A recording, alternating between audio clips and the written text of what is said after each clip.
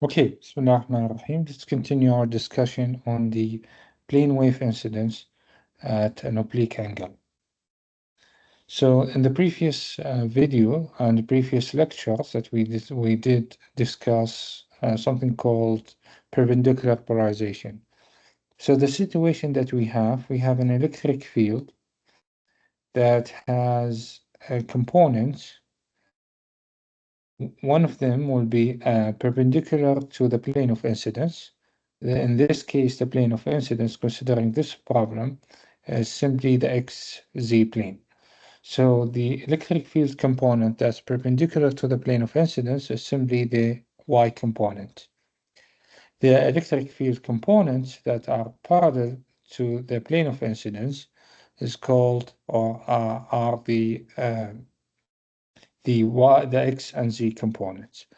So in the previous lecture, we considered the perpendicular polarization. So the electric field has a component, the incident electric field has a component that's along the, that's perpendicular to the plane of incidence. And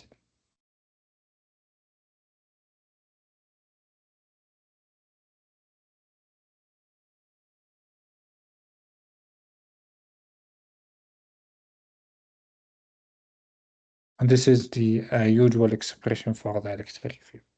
So our objective previously was to find the relation between the angle of incidence and the angle of reflection, which we using Snell's law of reflection, we found that the angle of incidence is equal to the angle of reflection. The other objective was to find the relation between the angle of incidence and the angle of transmission. And again, using Snell's laws of refraction, we found that the angle of incidence is related to the angle of reflection using this formula.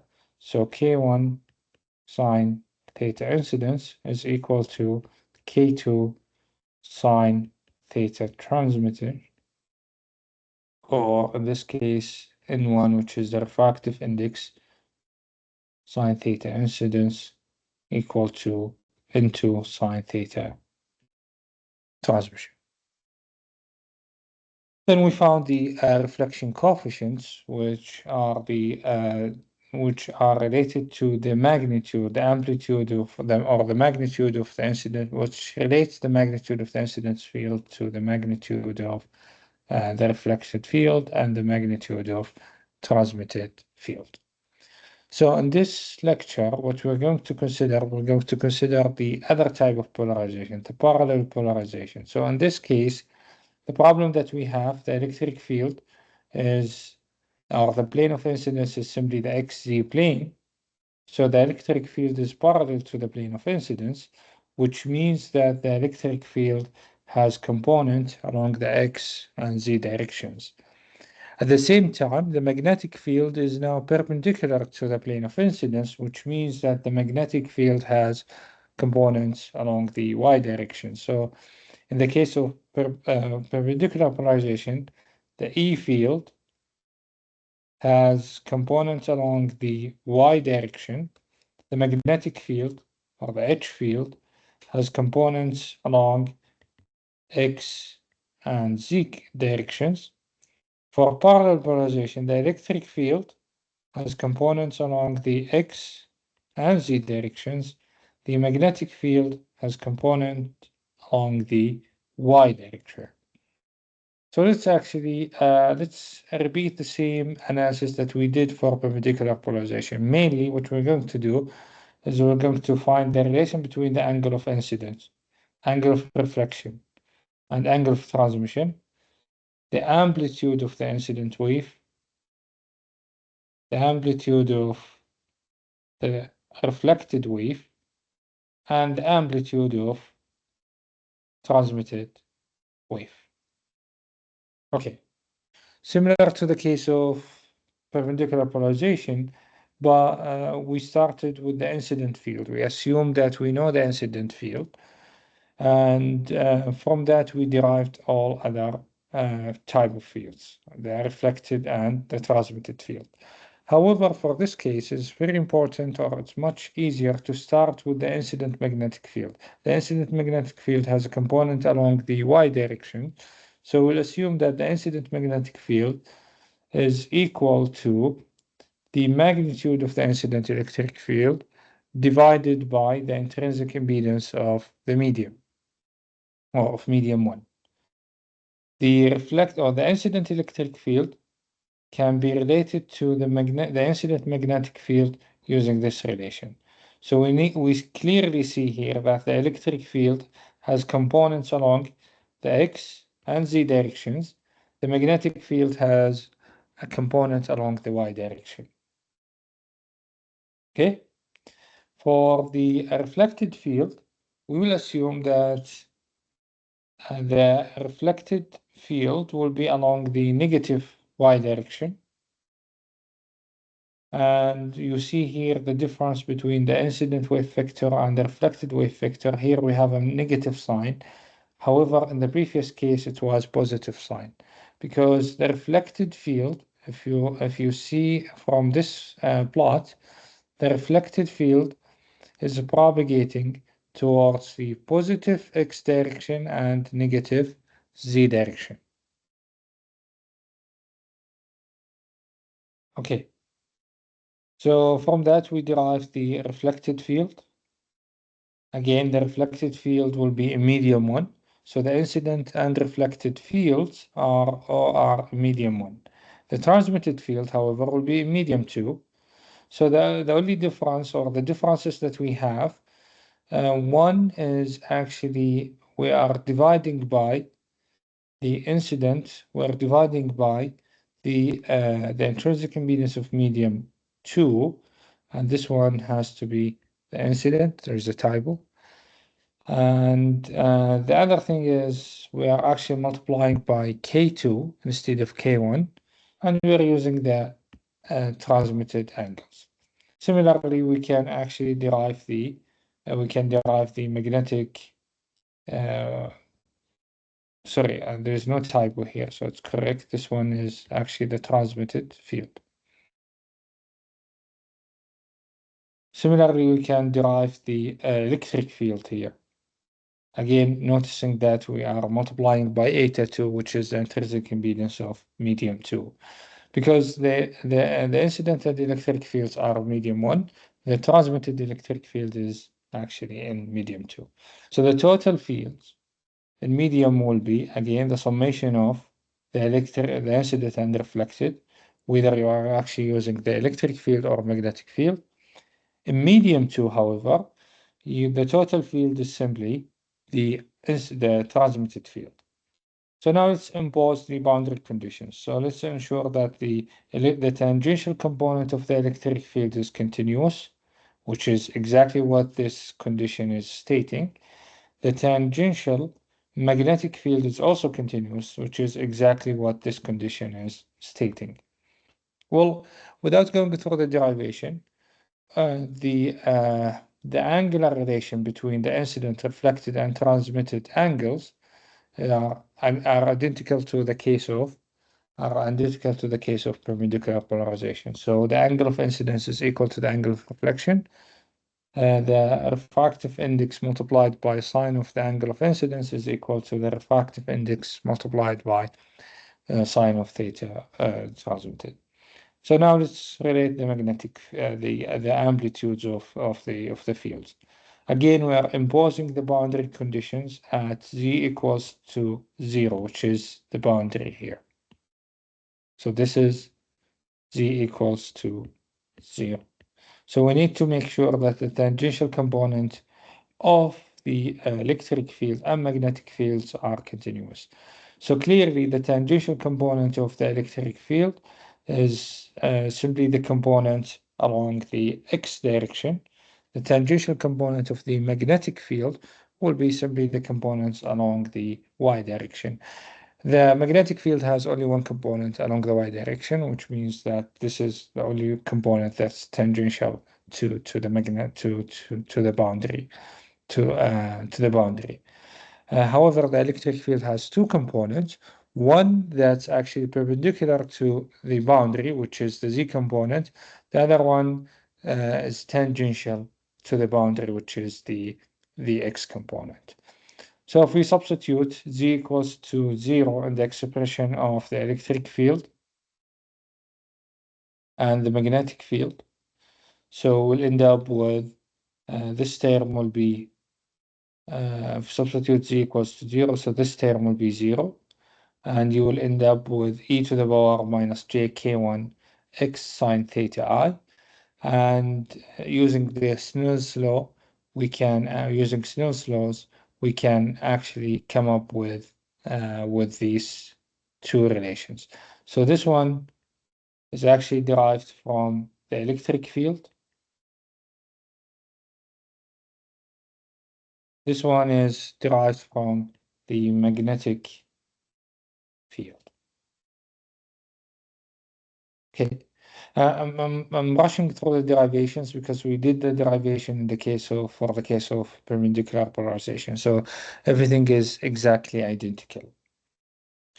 So if we manipulate these two equations, we have two equations, two unknowns. The two unknowns are the reflected field and the transmitted field.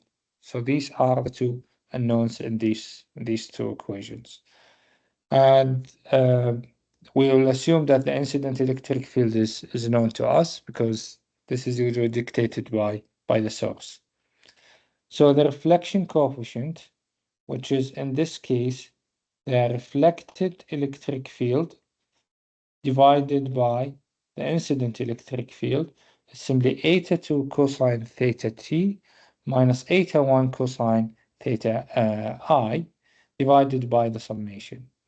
Similarly, the transmitted field, which is in this case the ratio of the transmitted electric field divided by over the incidence electric field. So these the two Fresnel coefficients for parallel polarization. However, notice one thing here. If you recall, in the case of perpendicular polarizations, that tau is related to gamma using this relation. For parallel polarization, we need to make this adjustment. So it's simply 1 plus tau, tau is simply 1 plus gamma multiplied by cosine theta incidence divided by cosine theta transmitted. If you want to derive it, you can actually use these two equations. So if you use these two equations, you can show that the transmission coefficient is simply related to the reflection coefficient using this relation. Okay. So let's consider some scenarios here. First of all, we have two reflection coefficients. The perpendicular for perpendicular polarization and for parallel polarization. Here we are considering the magnitude of the reflection coefficients, because the reflection coefficient could be negative. Okay, so let's consider three scenarios. The first one is when the angle of incidence is normal to the interface, meaning that the angle of incidence is equal to 0. You will notice that the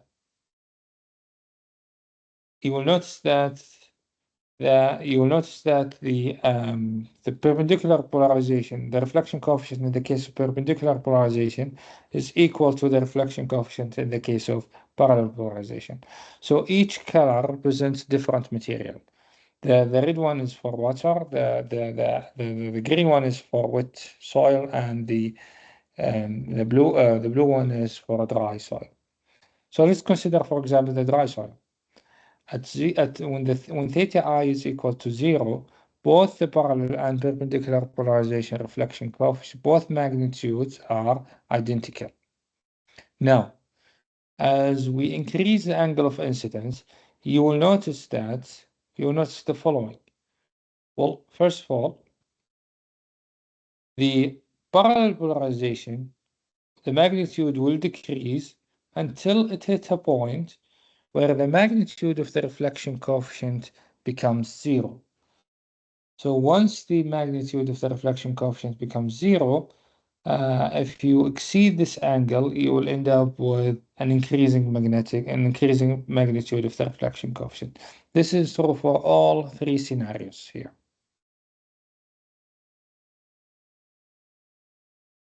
Now, the second observation that you notice that the perpendicular polarization will never be 0. The magnitude of the reflection coefficient will never be 0.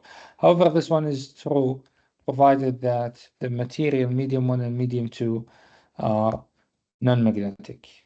So mu1 is equal to mu2. This angle is known as Brewster's angle, which is something that we will cover shortly. The third observation is that when the angle of incidence is equal to 90, then the magnitude of the perpendicular polarization and the parallel polarization are identical. The fourth thing that you will notice that for parallel polarization, the Brewster angle, or the polarization angle is called also the polarization angle, or the angle when the magnitude of the reflection coefficient is equal to 0, increases with the increase of the difference between the two media. So medium 1 is always, in this case, has a relative permittivity of 1. Medium 2 could be 3, could be 25, could be 81. As we increase the difference between the two media in terms of the relative permittivity, Brewster's angle increases. Okay, so since we discussed Brewster's angle, let's talk more about Brewster's angle. First of all, our objective is to find the angle under which the reflection coefficient, whether it's parallel or perpendicular, is equal to 0. So let's start with the perpendicular polarization. This is the expression for the reflection coefficient of the perpendicular perpendicular polarized plane wave. So in order for this one to be 0, the numerator must be 0, which means that eta 2 cosine theta incidence must be equal to eta 1 cosine theta transmitted. Without going through the derivation, actually all what you need to do is to square both sides and use the relation between the angle of incidence and sine of the angle of incidence and sine of the angle of transmission, which is in this case mu2 epsilon 2 mu1 epsilon 1, and use the fact that when you square cosine or cosine, simply 1 minus. Okay, without going through the derivation, the Brewster angle, which is sine theta or theta perpendicular b, is given by this formula. Notice the following here in this formula. When you have a non-magnetic medium or non-magnetic media, meaning that mu1 is equal to mu2, the value of this one, the value of the sine is infinite, which means that the angle does not exist. Therefore, for a non-magnetic media, Brewster's angle does not exist. This is true if and only if you have perpendicular polarization. So now let's consider what happens if you have parallel polarization.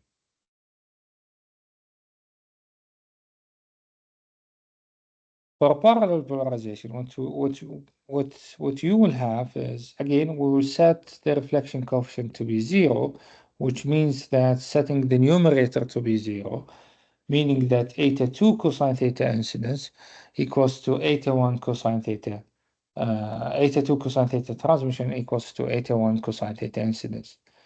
So Prostar's angle in this case will be square root of 1 minus, or sine of Prostar angle, 1 minus mu 2 epsilon 1 divided by mu 1 epsilon 2, all divided by 1 minus epsilon 1 divided by epsilon 2 squared. Okay. Clearly here, if you have non-magnetic medium, there is no mu here in the denominator. So the fact that whether you have magnetic or non-magnetic medium will not affect the existence of Prostar's angle for the case of parallel polarization, which means that we can conclude for most of the applications of interest to us, the two media are non-magnetic, so Prostar's angle exists only for parallel polarization, and this is very important. Okay, so what is Prostar's angle in this case? Simply the inverse sine of square root of 1 divided by 1 plus epsilon 1 divided by epsilon 2, or inverse tangent of square root of epsilon 2 divided by epsilon 1. So this is to conclude what we need to know about parallel polarization. So parallel polarization, so let me just recap. For parallel polarization, the electric field is along the X and Z components. The magnetic field is along the X and Z directions. The magnetic field is along the Y direction. This is the first thing. The second thing is we derive the reflection coefficient and the transmission coefficient. We saw that they are slightly different from the reflection and transmission coefficients in the case of perpendicular polarization.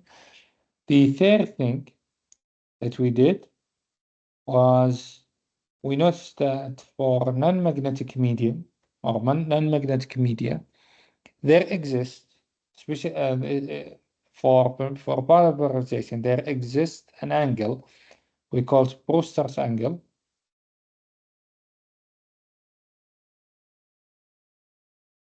And when the angle of incidence is equal to the Prostar's angle, you will have a total transmission, meaning that the reflection coefficient is 0.